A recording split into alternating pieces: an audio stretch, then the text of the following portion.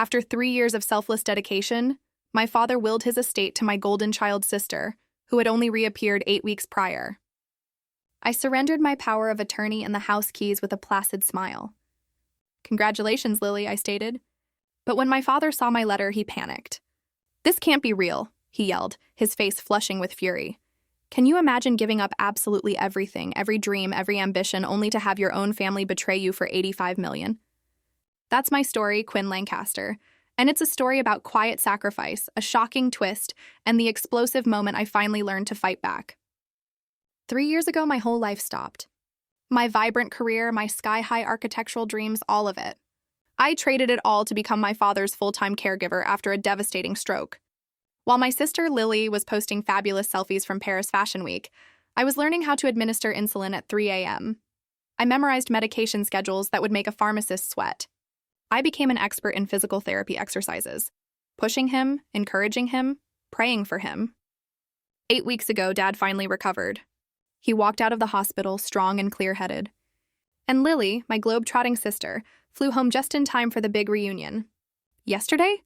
Yesterday, he handed her everything. The company, the properties, our family's entire legacy, worth a staggering $85 million. My reward, $50,000 and a pat on the head. A literal pat on the head. But here's the thing about being invisible. 3 years before Dad's stroke, I was on the cusp of something incredible. I was about to sign on for the Dubai Marina Complex, a 40-story mixed-use development that would have launched my career into the architectural stratosphere. The clients, these titans of industry, had specifically requested me. "Quinn Lancaster," they'd said. "She understands how to make steel and glass breathe." Then, the call. Dad's assistant, voice trembling, barely able to form words. "Your father? Stroke. Massachusetts General. Critical." My laptop was still open to the Dubai blueprints when I booked the next flight home. The doctor's prognosis was grim. "Round-the-clock care," he'd said. "At least 18 months. Physical therapy, occupational therapy, speech therapy. A full recovery, if it happens, will take years." Mom had passed 5 years prior. Lily was in Paris building her brand at a PR firm. That left me. "I'll handle it," I told the family lawyer, my hands signing power of attorney documents when they should have been sketching skylines. While Lily was posting Instagram stories from Fashion Week, I was learning the difference between warfarin and Plavix. She'd send 5-minute video calls on Sundays. "Kiss Daddy for me." I spent 70 hours a week managing his care, his company's correspondence, and desperately trying to keep my own career on life support with late-night freelance work. The Dubai clients waited 3 weeks. Then they hired someone else. My heart sank. But here's what nobody knew. Not even Dad, lying there, slowly recovering, regaining his speech one word at a time. I had a master's in architecture from MIT, top of my class. The youngest person ever to win the Emerging Designer Award from the Boston Society of Architects. Invisible daughters, it turns out, often have invisible achievements. 8 weeks ago, everything changed. Dad was walking without assistance. His speech was 90% recovered. The company was stable. I'd been managing everything, keeping the board informed, maintaining key client relationships.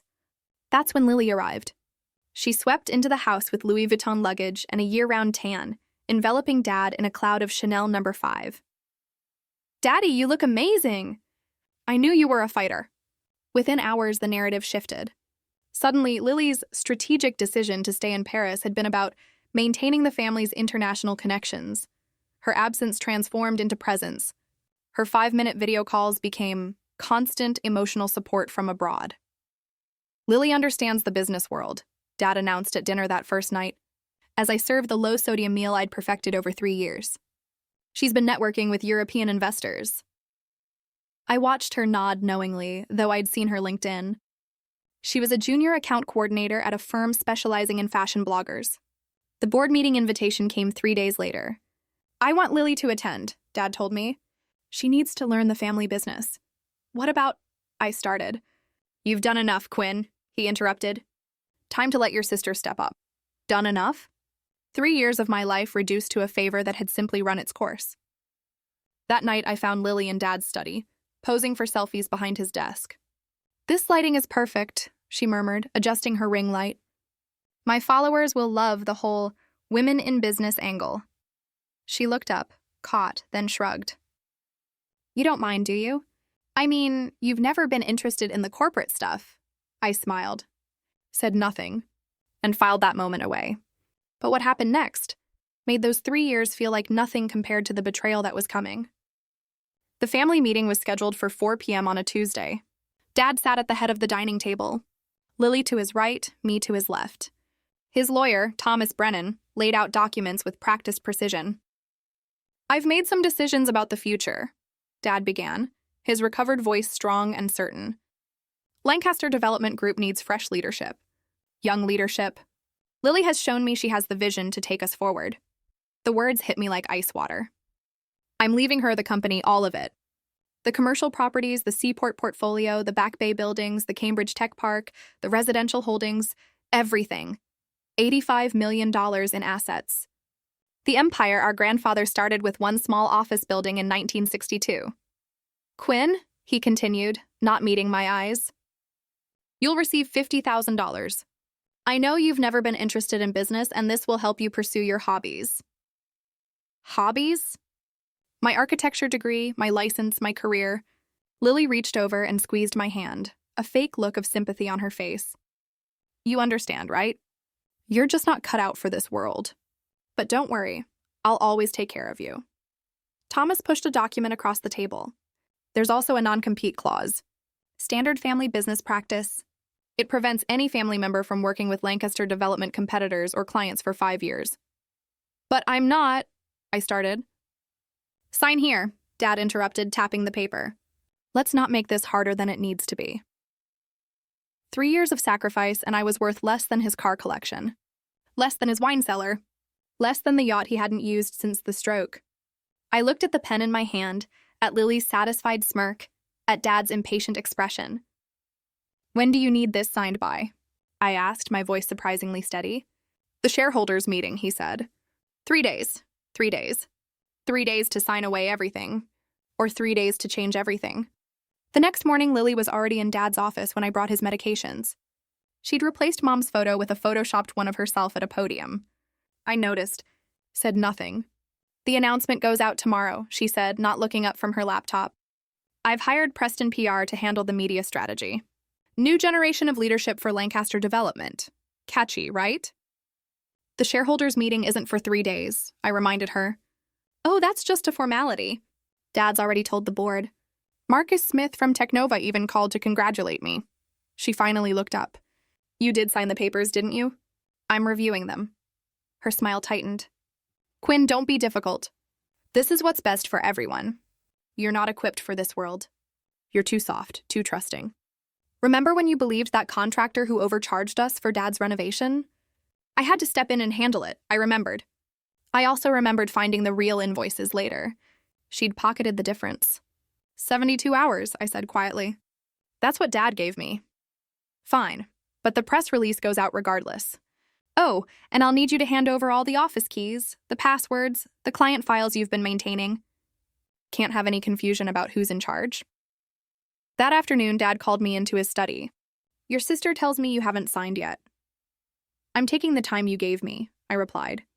His voice carried that CEO tone I'd heard him use with employees he was about to fire. "Don't embarrass yourself or me. You've never shown any interest in business. Sign the papers, take the money, and maybe finally do something with your little sketches." Little sketches. I smiled, nodded, and left without a word. Something was about to change. Everything was about to change. What would you do with 72 hours to respond to that kind of betrayal? Keep watching, because my response changed everything. That night, alone in my childhood room, the same one where I drafted my first building designs at age 12, I opened my laptop and checked my private email. The one attached to Q Lancaster Architecture LLC, the company I'd registered 2 years ago, working freelance between Dad's therapy sessions. There it was. The subject line I'd been waiting for. Congratulations, Technova Industries Headquarters Project Award. My hands trembled as I opened it. Dear Miss Lancaster, after extensive review, the board has unanimously selected your proposal for our new headquarters complex. Your innovative approach to sustainable design and urban integration exceeded all expectations. The $45 million contract details are attached. We look forward to announcing this partnership at our press conference on March 15th.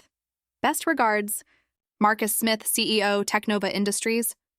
Marcus Smith, the same man who'd called Lily to congratulate her. The same company Lancaster Development had been courting for 2 years. I read the email again, then checked the attachment. Everything was there. Signed contracts, project timelines, the official announcement draft. They'd chosen me, not because I was a Lancaster, but despite it. My submission had been under QLA, completely anonymous until the final round. For 2 years, I'd been building my portfolio, small projects at first, a boutique hotel renovation, a community center, a tech startup's offices. Each one had been a lesson, a stepping stone. And Technova? Technova was the leap. I picked up my phone and scrolled through my contacts to Sarah Mitchell, the lawyer who'd helped me set up QLA. Sarah? It's Quinn. I need to verify something about non-compete clauses, specifically whether they apply to family members who've been formally disinherited. Her response was immediate. They don't. Your father made one mistake. The non-compete only applies to Lancaster employees, not family members he's disowned. Perfect. Sarah Mitchell's office occupied the 40th floor of One Financial Center, with a stunning view of the harbor where I'd designed my first award-winning pavilion. She poured coffee from a French press, no corporate Keurig here, and spread the Lancaster documents across her glass desk. Your father's lawyer is Thomas Brennan, she said, scanning the pages. Good attorney, but old school. This non-compete is airtight for employees and partners. She looked up, her eyes sharp behind designer frames. But you're neither. The moment you sign this inheritance waiver, you're formally excluded from the family business structure. So I can operate freely? Better than freely. You can compete directly. She pulled up something on her tablet. I also did some digging. Did you know I represented your father once? 5 years ago. Property dispute. He tried to lowball a contractor who'd done exceptional work. I represented the contractor. We won, she smiled. Your father called me a shark with lipstick. I had business cards made. I laughed. The first genuine laugh in weeks. Here's what I propose, Sarah continued. Sign their papers. Take the $50,000. Then announce QLA at the most public moment possible. When is this shareholders meeting? March 15th. 200 people at the Ritz-Carlton, where Lancaster Development has held every major announcement for 30 years. She made notes. The media will already be there. The board, the investors, the whole ecosystem that your father values more than family. It feels calculating. No, Quinn. Calculating was giving you $50,000 for 3 years of unpaid labor. This is justice with interest. We spent the next 2 hours crafting a timeline. Every detail planned, every contingency covered. One more thing, Sarah said as I stood to leave. That Technova contract. I know Marcus Smith. He doesn't make decisions lightly. You earned this. Thank you. Don't thank me yet. Thank me after March 15th. That night, I sat at my desk, the same one where I'd spent countless hours managing Dad's recovery, his correspondence, his life, and opened a new document. Dear Father, by the time you read this, everything will have changed. For 3 years, I've been invisible to you, the daughter who handled your medications, your therapy, your business correspondence while you recovered. The one you valued at $50,000, less than you spent on Lily's car. What you never knew? Every building you praised in the last 2 years. The Harborside Boutique Hotel, the Innovations Lab in Kendall Square, the Phoenix Community Center. I designed them all under Q Lancaster Architecture, the firm I built while you slept.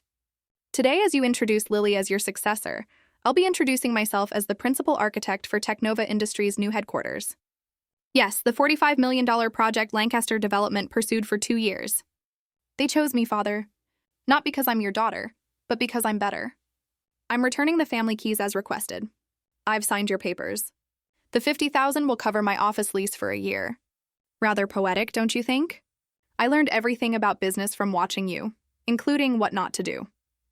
Your invisible daughter, Quinn P.S. Lily, you might want to Google Technova Industries before the meeting. It's not a software company. I printed 3 copies, one for Dad to be delivered by courier during his speech, one for my records, one for Sarah Mitchell, insurance against any legal retaliation. Then I wrote a second letter, shorter, kinder, to Mom's memory, telling her I'd finally found my voice. I sealed it, placed it in my jewelry box next to her wedding ring. 3 envelopes that would change everything or destroy everything. In less than 72 hours, I'd know which. The extended family gathered in the mansion's dining room like it was already a celebration. Uncle Richard flew in from Seattle. Aunt Patricia wore her judgment like jewelry. Even Cousin Bradley, expelled from 3 colleges, showed up in a suit that cost more than most people's rent.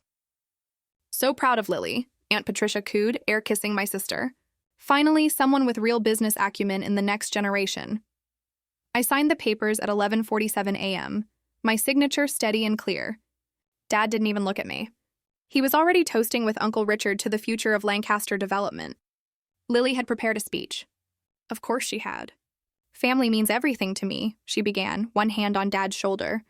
"These past 8 weeks, watching Daddy recover, have shown me what true leadership means. It's about vision. It's about courage. It's about knowing when to take charge. 8 weeks. She'd been here 8 weeks. Quinn," she continued, turning to me with that practiced PR smile. "Thank you for keeping things tidy while I was building our international presence. Your organizational skills have been so helpful." Organizational skills? I'd negotiated 3 contract renewals that saved Lancaster Development $4 million. But sure, organizational skills. Smile, Quinn, Uncle Richard called out, raising his phone. "At least try to be happy for your sister." I smiled. I even raised my glass of water, I hadn't trusted myself with champagne, and toasted. "To Lily. May she get exactly what she deserves." Everyone laughed, missing the edge that Sarah Mitchell would have caught immediately. Bradley cornered me by the kitchen. "Tough break, cuz. But hey, not everyone's cut out for the big leagues." "You still doing your little drawings?" "Something like that." 2 days until the shareholders' meeting. 2 days until everything they believed would shatter like poorly designed glass. The next 36 hours moved with surgical precision. Sarah Mitchell had assembled a team, a publicist who specialized in corporate announcements, a design director for the presentation, even a stylist. "You're not just announcing a contract," the publicist Janet explained. "You're establishing a brand. Q. Lancaster architecture needs to appear fully formed, professional, undeniable." The presentation came together beautifully. 15 slides showcasing 5 years of work no one knew was mine. The Harborside Hotel. Lancaster Development had tried to get that commission. The Innovations Lab. Dad had praised it at a board meeting, not knowing his invisible daughter had designed every angle. Marcus Smith called personally to confirm. "Miss Lancaster, we're sending our entire board to the announcement. This is the largest contract we've ever awarded. We want to do it right. Will you be mentioning Lancaster Development?" Only to note that we reviewed their proposal and found it lacking. Meanwhile, the official contract was being notarized. Sarah insisted on triple documentation, digital certificates, physical seals, video confirmation. "Your father will look for any crack to slip through. We're not giving him one." The stylist selected a black Armani suit. Powerful but not aggressive. "You want to look like success, not revenge." "Isn't it both?" I said, adjusting the jacket. "It's so elegant that no one can call it revenge." That evening, I did a final run-through with Sarah. Every word memorized, every transition smooth. "You're ready," she said. "Just remember, tomorrow you're not asking for recognition. You're taking it." I drove past Lancaster Development offices that night. The lights were on in Dad's corner suite. Was he preparing Lily's introduction? Writing his speech about legacy and vision? 24 hours, and he'd understand what 3 years of invisibility had really cost him. March 14th, 6 p.m., Dad called. "Quinn, I expect you at the meeting tomorrow. United Family Front, of course. And wear something appropriate, not one of your artist outfits." "I have something picked out." "Good. Lily's announcement needs to go perfectly. The Journal is sending their real estate editor. Bloomberg, too. This is Lancaster Development's moment. It will certainly be memorable." He paused. "You're taking this well. I'm glad you finally accepted reality." Reality? If only he knew. Lily had posted 17 Instagram stories in the last hour. Her dress fitting. Her hair appointment. A champagne toast with friends captioned, "CEO era loading." The conference room was set up at the Ritz, with Lancaster Development logos on every surface. I scheduled the courier service for 2:04 p.m. The letter would arrive exactly as Dad reached the climax of his introduction speech. Sarah had a backup courier on standby, just in case. "Nervous?" Sarah texted. "Terrified," I replied. "Good, use it." I couldn't sleep. Instead, I walked through my apartment, the one I'd barely lived in for 3 years, and looked at my diplomas. MIT, Boston Architectural College. The AIA award I'd won 6 months ago, while Dad was learning to walk again. Tomorrow, one of two things would happen. Either I'd destroy my relationship with my family forever, or I'd finally build something real from the ashes of their disrespect. My phone buzzed. Marcus Smith, see you tomorrow. We're all very excited to work with someone who understands that buildings aren't just about profit. They're about people. I thought about Dad's philosophy. Buildings are assets, nothing more. In 12 hours, one of us would lose everything. I was betting it wouldn't be me. Are you ready for the moment when 3 years of silence becomes the loudest statement in the room? Do you think Quinn should have warned them? Let's see what happens when preparation meets opportunity. The Ritz-Carlton's Grand Ballroom was Lancaster Development's temple. Every major deal for 30 years had been announced under these crystal chandeliers. The room could hold 300, but today's crowd of 200 still made it feel like the center of Boston's business universe. I arrived at 2:30, sliding into a seat in the 5th row, close enough to see everything, far enough to remain unnoticed. Lily stood near the podium, radiant in red Valentino, practicing her smile for the photographers. Dad worked the room like the stroke had never happened, shaking hands with board members, laughing with investors. "Robert," called James Morrison from Morrison Construction. "Heard you're passing the torch today." "Time for new blood," Dad replied, pulling Lily over. "You remember my daughter, the one from Paris. How exciting. And Quinn," Dad added, almost an afterthought. "She's around somewhere." I spotted Marcus Smith and 3 Technova board members at a corner table. Marcus caught my eye, nodded slightly. The briefcase beside him contained copies of our contract. At exactly 2:55, Dad took the podium. The room quieted. "Ladies and gentlemen, thank you for joining us on this momentous occasion. Lancaster Development has stood for excellence in Boston real estate for 60 years. Today, we begin our next chapter." He launched into the speech I could have written myself. Legacy, vision, innovation. The words washed over the audience like expensive cologne. Familiar, expected, safe. "It is my great pleasure to introduce the next CEO of Lancaster Development. My daughter." The courier entered through the side door. His uniform crisp, his timing perfect. "Mr. Lancaster. Urgent delivery, signature required." Dad frowned but maintained his composure. "My daughter, Lily Lancaster." The courier reached the podium just as the applause began. Everything was about to change. The courier was insistent. "Mr. Lancaster, I need your signature. Time-sensitive delivery." Dad's jaw tightened. 200 people watched him wrestle with protocol. Refusing would look weak. Accepting would disrupt Lily's moment. "One moment," he said into the microphone, signing quickly. The courier handed him the envelope and left. Dad glanced at it, probably expecting legal documents or contracts. His face changed when he saw the handwriting. My handwriting. He started to pocket it, but Lily had already begun her speech. "Thank you, Daddy. This company means everything to our family." Dad opened the letter. I watched his eyes scan the first line, then the second. His face went from confused to pale to red in the span of 10 seconds. "As you all know," Lily continued, oblivious, "Lancaster Development has been pursuing several major contracts. The Technova headquarters, for instance." "What do you mean you're taking the Technova contract?"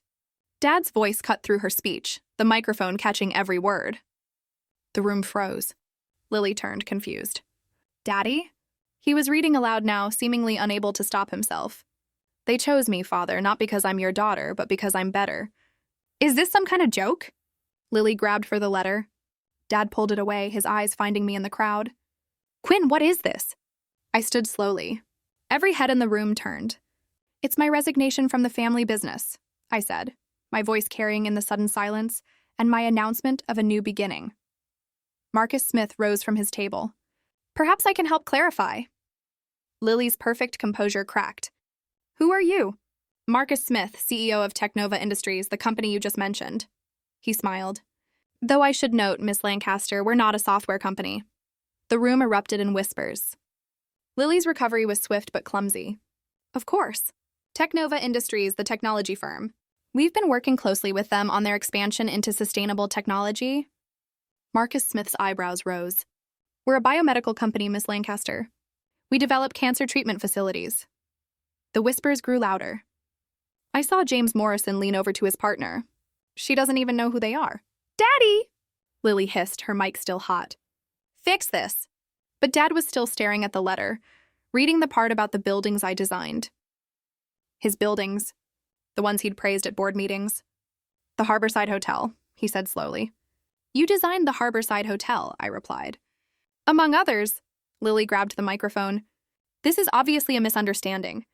Quinn has always been supportive of the family business in her limited capacity. If she's done some freelance sketching...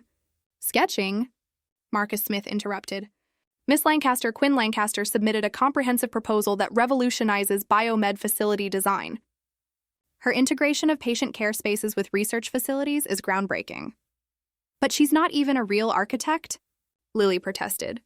I pulled out my phone, connected it to the presentation system Lily had set up for her own announcement. My credentials filled the screen. MIT, master's degree, licensed architect, AIA Emerging Architect Award 2016. I've been a licensed architect for 7 years, I said. You just never asked. The journal reporter was typing furiously. The Bloomberg photographer was shooting everything. Uncle Richard stood up. Robert, what is going on here? Dad finally found his voice.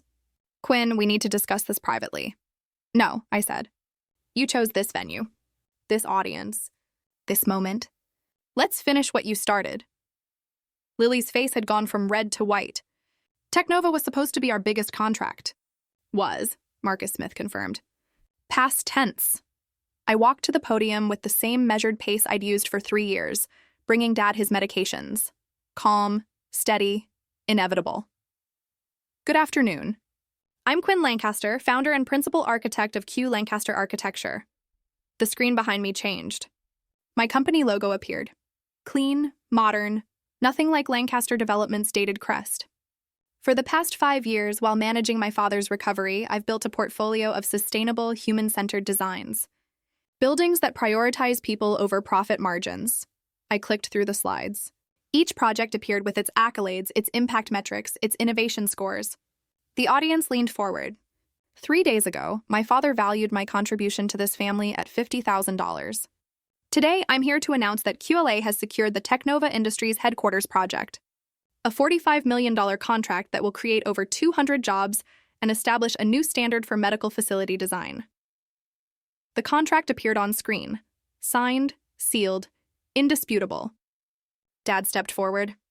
Quinn, this is highly irregular. What's irregular? I continued, maintaining my composure. Is expecting someone to sacrifice 3 years of their life for free, then dismissing them with less than you'd pay a junior associate. Your family, he protested. Exactly. Which makes it worse. I turned back to the audience. Lancaster Development built its reputation on traditional values. QLA builds on something different: innovation, sustainability, and the radical idea that buildings should serve the people who use them, not just the people who own them. Marcus Smith stood. Technova is proud to partner with Q Lancaster Architecture. We believe Quinn represents the future of architectural design. The journal reporter raised her hand. Miss Lancaster, are you suggesting Lancaster Development is outdated? I met Dad's eyes. I'm suggesting that invisible daughters sometimes see things others miss, including opportunities. Let me show you what invisible work looks like, I said, advancing to the next slide. The screen filled with a detailed timeline. 3 years. Every project I'd touched. Every building I'd designed. Every contract I'd saved while Dad recovered. The Harborside Hotel renovation, Lancaster Development's most praised project of 2023. I designed it between physical therapy sessions. The Kendall Square Innovation Lab, completed while managing 16 medical specialists. The Phoenix Community Center, drafted during the 43 nights I slept in the hospital. Each building appeared with its awards, its press coverage, its financial impact. You might recognize some of these buildings, I continued, as Lancaster Development properties appeared on screen. The Seaport Towers renovation that saved $2 million in environmental fees. That was my sustainable design. The Back Bay restoration that the Globe called architectural poetry. I submitted those plans under a pseudonym while Lily was in Paris. James Morrison stood up. Robert, did you know about this? Dad's silence was answer enough. Marcus Smith opened his briefcase, pulling out a bound presentation. For the record, Quinn's proposal for Technova wasn't just better than Lancaster Development's. It wasn't even close. She understood something fundamental, that healing spaces need to be designed by someone who understands what it means to heal. The screen changed again. A video testimonial began playing. My former clients, one after another, praising work they'd never known was connected to the Lancaster name. Quinn Lancaster designed our boutique hotel while caring for her father full-time. Her dedication was extraordinary. David Park, Harborside Properties. We specifically requested her for Phase 2. Talent like this is rare. Jennifer Martinez, Innovation Partners. Lily tried one last time. This is corporate espionage. She used insider information. Sarah Mitchell stood from her seat. I'm Quinn's legal counsel. Everything was done properly, including her right to compete after being disinherited. Let's talk specifics, I said, clicking to the financial slide. Since some people in this room value numbers over everything else. The screen displayed the contract details in stark clarity. $45 million over 3 years. Design, consultation, and project management for a 500,000 square foot facility. But that's just the beginning. The next slide showed economic projections. 212 permanent jobs, $18 million in annual economic impact, a LEED Platinum certification that will save Technova $3 million annually in operating costs. I paused, letting the numbers sink in. Lancaster Development's proposal, which I reviewed as part of Dad's recovery reading material, projected 150 jobs and gold certification. The difference? They saw buildings. I saw people. This is ridiculous. Dad finally exploded. You can't possibly manage a project of this scale. I managed your recovery, I said quietly. 16 specialists, 12 medications, 3 therapies, daily blood work, insurance negotiations, board communications, all while maintaining my architecture practice. I think I can handle one building. The Bloomberg reporter stood. Miss Lancaster, what's your projected revenue for year 1? $8 million base, with performance bonuses potentially bringing it to 12. And Lancaster Development's revenue last year? I smiled. Ask their new CEO. I'm sure she has those numbers memorized. Lily stood frozen at the podium, her prepared speech crumpled in her hand. For context, Marcus added, standing again, Technova represents 15% of Lancaster Development's target revenue for next year. Or I should say, that projection will need updating. The room erupted. Board members surrounded Dad. Investors pulled out phones. The press pushed forward. One more thing, I said over the noise. QLA will be hiring. Anyone interested in building something new instead of maintaining something old is welcome to apply.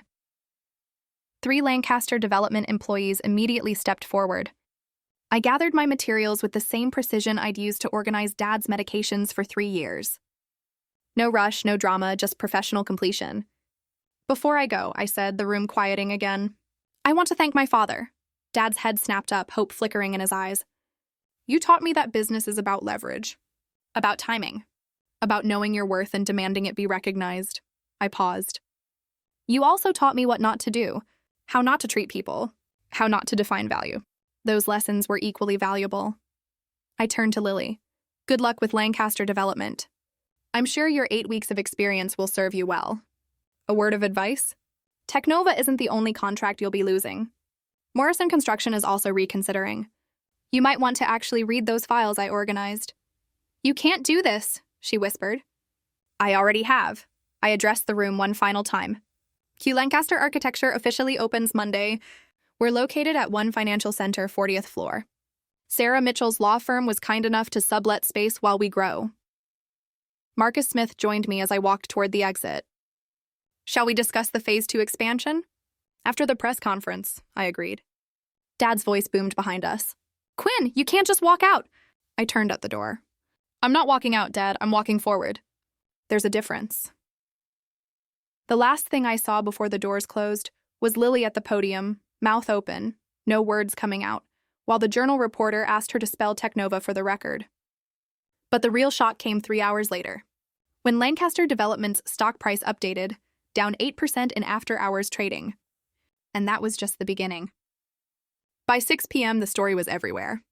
Daughter outplays dynasty, the Lancaster reversal that shocked Boston business. Boston Business Journal. From caregiver to competitor, Quinn Lancaster's 3-year plan. Bloomberg. Family feud goes public. Lancaster Development loses largest contract to disinherited daughter. Wall Street Journal. The video clips were worse for Dad. Someone had captured the exact moment he read my letter aloud.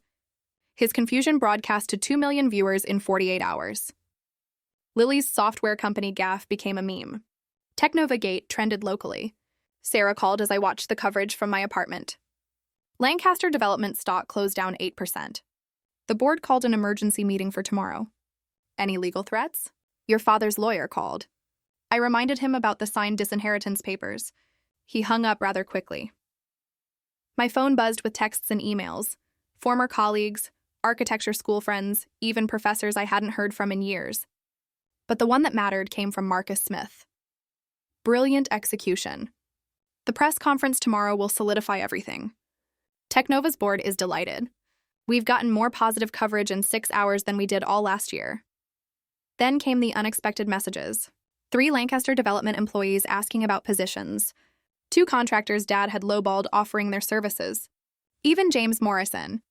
Your father cost me $2 million in 2019. I'd love to discuss an exclusive partnership with QLA. The Phoenix Community Center posted on LinkedIn.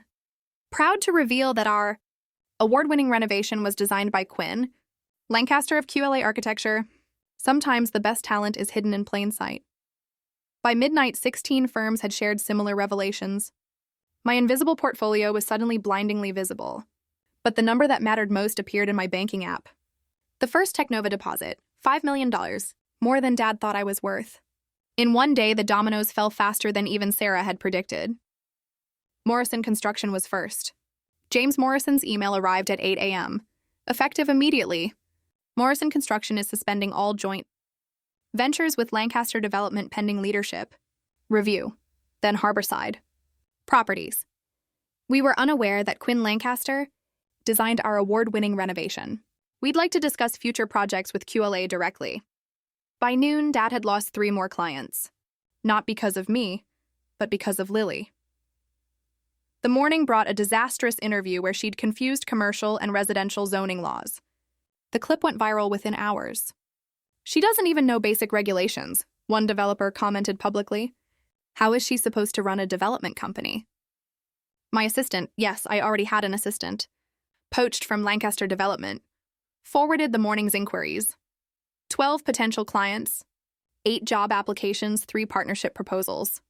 Miss Lancaster, she said, Lily's PR firm just dropped Lancaster Development. Apparently, she hadn't paid them for 3 months. The Bloomberg reporter called for a follow-up. Quinn Lancaster Development's market cap has dropped 12% in 2 days. Any comment? I'm focused on building QLA and serving our clients. I wish Lancaster Development the best. Sources say 3 more employees are leaving to join you. We're always interested in top talent. What I didn't say, those 3 employees were the ones who'd actually been running Lancaster Development's operations while Dad recovered and Lily played in Paris. The institutional knowledge was walking out with them. Marcus Smith texted, Phase 2 approved by the board. Additional $20 million. Announcement next week. $65 million in total contracts in 72 hours. Meanwhile, Lancaster Development's emergency board meeting had stretched to 6 hours. Uncle Richard called me afterward. Your father's lost his mind. He tried to blame you for sabotage. The board reminded him he disinherited you on camera. The family chose sides faster than a middle school cafeteria. Aunt Patricia, who'd praised Lily's business acumen 3 days ago, left a voicemail. Quinn, darling, I always knew you were the talented one. Perhaps we could have lunch, delete. Uncle Richard was more direct. Your father's being impossible. The board wants Lily out. She's a liability. I'm prepared to offer you a consulting contract to help stabilize things. I have a non-compete with my own company now, I replied. Besides, I'm busy building something new. But the real surprise came from Mom's side of the family. The ones Dad had slowly pushed away over the years. Your mother would be so proud, Aunt Jennifer said when she called. She always said you had her father's gift for design. Did you know he was an architect too? Before the war? I hadn't known. Dad had never mentioned it. She saved everything, you know. Every sketch you ever made. They're in a storage unit in Cambridge. She paid for it separately so Robert wouldn't know. That afternoon, I drove to the storage unit. Box after box of my childhood drawings, high school projects, college portfolios. And at the bottom, a letter in Mom's handwriting. My darling Quinn, if you're reading this, you've finally found your voice. I've watched you dim your light for others' comfort. Stop. Build something magnificent. Love, Mom. The date was 6 years ago, a year before she died. She'd known. She'd been waiting for me to figure it out. That evening, Cousin Bradley texted, "Grandpa just called a family meeting. Says he's restructuring his will. Apparently, backbone is now a key inheritance criterion." Thanks for that. But Dad still hadn't called. His silence was louder than any shouting match could have been. 7 days of silence. Then, at 9 p.m. on a Thursday, my phone rang. "Quinn," his voice was controlled. "CO mode. We need to discuss the situation." "What situation would that be?" "Don't be obtuse. The Technova contract. The employees you've poached. The clients you're stealing. I won contracts through merit. I hired people who approached me. Clients are making their own choices. I kept my voice level. Just like you made yours. This is still fixable. Come back to Lancaster Development. We'll create a position for you. Chief Design Officer. $700,000 a year. More than he'd ever paid anyone except himself." "No. You're being emotional. I'm being practical. I have my own company now. My own contracts. My own future. Which you built using Lancaster resources. Which I built while saving your life." The words came out sharper than intended. 3 years, Dad. 3 years of 18-hour days, and you valued it at $50,000. Silence. Then, "If you want to meet, we can discuss a partnership. Lancaster Development and QLA. If you want to meet, it's at my office." "On my schedule." "Your office?" "One Financial Center, 40th floor. I have a view of the harbor. You can see the pavilion I designed from my desk." More silence. "Tuesday, 2 p.m., he finally said. "Tuesday, I have a client presentation. Thursday at 4. I'm your father, and I'm a CEO with a schedule. Thursday at 4. Or we can try again next month." He hung up without confirming, but I knew he'd be there. His pride was wounded, but his business sense was intact. He needed this meeting more than I did. Sarah texted immediately. "Recording equipment ready for Thursday." Every word. Thursday, 3:58 p.m. Dad arrived, alone. No lawyer, no Lily. He looked older somehow. The past 10 days adding years his recovery hadn't. My office was deliberately impressive. Awards on the walls. The Technova contract framed. The view spectacular. Everything he taught me about power positioning turned back on him. "Coffee?" I offered. "This is ridiculous, Quinn. Meeting like strangers." "We are strangers. You made that clear when you valued my 3 years at less than your wine collection." He sat heavily in the client chair. Another deliberate choice. "The board wants Lily out. That's not my problem. She's your sister. Who called me not cut out for business 10 days ago?" He leaned forward. "What do you want?" "Nothing from you. I have everything I need. Lancaster Development needs the Technova connection. The market is responding to poor leadership decisions." Again, not my problem. His jaw tightened. "A partnership, then. Lancaster Development and QLA, joint ventures. My terms. Or nothing. Which are..." I slid a folder across the desk. 50-50 profit split on any joint ventures. My company maintains full autonomy. No oversight from Lancaster Development. And Lily completes a 2-year business degree before taking any executive role. These terms are non-negotiable. You taught me that, remember? Never negotiate from weakness. He read through them, his face greening. "This gives you equal standing with a 60-year-old company." "No, it gives me protection from a 60-year-old company that just lost 20% of its value because its CEO chose nepotism over merit." "You planned this. I planned to be valued. When that didn't happen, I planned something else." He stood. "I need to think about it. You have a week. After that, the terms change, and not in your favor." He signed 3 days later. Not because he wanted to, but because the board demanded it. "The investors want stability," Uncle Richard told me privately. "Your stability. Lily is chaos." The math is simple. We met again, this time with lawyers. Sarah had drafted everything airtight. "Separate brands, separate operations," I stated. "Lancaster Development and QLA can collaborate on specific projects, but we maintain independence." "Agreed," Dad said through gritted teeth. "Lily gets no decision-making power until she completes an accredited business program." That's harsh. That's generous. The board wanted her gone entirely. He signed where Sarah indicated. "One more thing," I added. "All collaboration is project-based.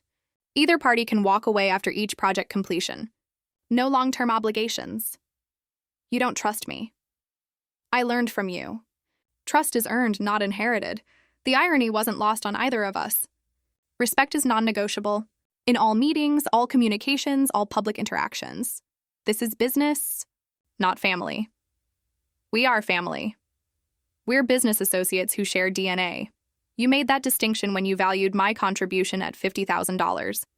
I'm simply maintaining the boundaries you established. Lily hadn't come to this meeting either. I'd heard she was in New York exploring options. Translation, hiding from the Boston business community that had turned her into a punchline. Is there anything else? Dad asked, defeated. Yes, Mom's storage unit in Cambridge. I want the key. His surprise was genuine. You know about that? I know she saved every design I ever made. I know she believed in me when you didn't. I want what she left. He pulled the key from his wallet.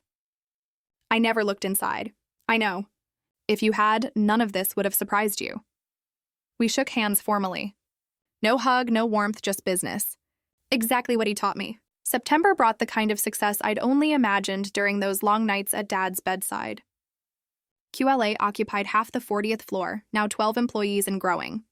The Technova headquarters had broken ground with Phase 2 approved for an additional $20 million. The Sustainable Design Award Lancaster Development had coveted for 5 years sat on my desk. Miss Lancaster, my assistant announced, the Times is here for the interview. The New York Times was doing a feature on the new generation of architectural innovation. They'd called Lancaster Development first. Dad had referred them to me. Progress. The interviewer asked about the family drama. I'd prepared for this. Family businesses are complicated. Sometimes the best thing you can do is build something of your own. Your father recently called you the future of Boston architecture. He's being generous.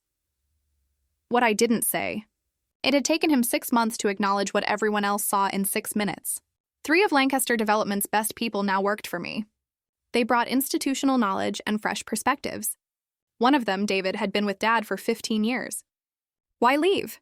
I'd asked during his interview. Your father sees buildings as assets. You see them as spaces where life happens. I want to build for life. The Technova building was already winning pre-construction awards. The innovative patient care design was being studied by 3 universities. Marcus Smith had introduced me to 4 other biomedical CEOs. You're building an empire, Sarah observed during our weekly lunch. I'm building something better, I corrected. A legacy that isn't about domination. That afternoon, I hired my 13th employee, a young architect from Detroit who'd been rejected by Lancaster Development for being too innovative. Welcome to QLA, I told her. Where too innovative is just innovative enough. Thanksgiving was the test. The first family gathering since March. Lily had returned from New York with the enrollment confirmation from Wharton's executive MBA program. She looked different. Humbled, maybe even thoughtful. Quinn, she said quietly while helping set the table.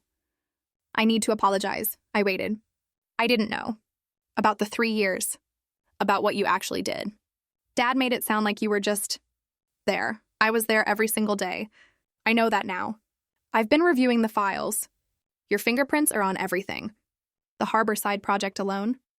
I couldn't have managed that in perfect health, let alone while caring for someone. It wasn't enough, but it was a start. I actually wanted to ask, she continued. Would you consider mentoring me? Not publicly. I know I destroyed that bridge, but privately. I want to actually learn this business. Email me a proposal. What you want to learn. How you plan to apply it. I'll consider it. Dad carved the turkey in silence. His movements precise but uncertain. Mom had always directed the meal. Her absence felt larger this year. The Technova building looks impressive, Uncle Richard offered, trying to ease the tension. Quinn's doing exceptional work, Dad said stiffly. It sounded rehearsed. Thanks, I replied, matching his tone. But later, while clearing plates, he stopped me in the kitchen. Your mother would be proud, he said quietly. I found some of her journals. She wrote about your talent constantly. I should have read them sooner. You should have seen it yourself. I know. I see it now. Because everyone else does. No. He met my eyes for the first time in months. Because I finally stopped looking at what I wanted you to be and saw what you are. It wasn't an apology, but it was acknowledgement. 1 year later, I stood in the completed atrium of the Technova headquarters. Sunlight streamed through the innovative glass design that merged healing spaces with research facilities. Marcus Smith stood beside me, along with 300 guests for the opening ceremony. "This building," Marcus said into the microphone, "represents what's possible. When talent meets opportunity, when innovation meets purpose." Dad was in the audience, front row. He'd asked to attend. I'd agreed. My speech was brief. The best inheritance isn't what you're given. It's what you build despite being given nothing. This building exists because sometimes the overlooked see what others miss. Sometimes the invisible become undeniable. Later, as guests toured the space, a young architect approached me. "Miss Lancaster, I'm in a similar situation with my family's firm. They don't value what I bring. How did you find the courage?" "I didn't find courage. I found clarity. There's a difference between being patient and being passive. Learn everything you can. Document everything you do. And when the moment comes, and you'll know when it comes, choose yourself." The Boston Globe ran a feature the next day. "The Lancaster Legacy: How Quinn Lancaster Redefined Success." But the moment that mattered most came that evening. I visited Mom's grave, something I did after every major milestone. "I found my voice, Mom, just like you knew I would." The wind carried cherry blossoms across the cemetery, her favorite. I'd planted the tree myself, paid for with my first QLA profit. Behind me, I heard footsteps. Dad. He placed flowers beside mine. "She'd be proud," he said. She was proud, even when I was invisible. "You were never invisible to her." "I know. That's what saved me." We stood in silence. Two successful CEOs who happened to share DNA, finally understanding that legacy isn't what you leave behind. It's what others choose to build from the pieces. If my story resonated with you, remember your worth isn't determined by those who refuse to see it. What would you have done if you were in my shoes? Have you ever felt invisible, only to rise up and prove them all wrong? Tell me what you think in the comments. I really want to hear your stories. Thanks for watching. Take care, good luck.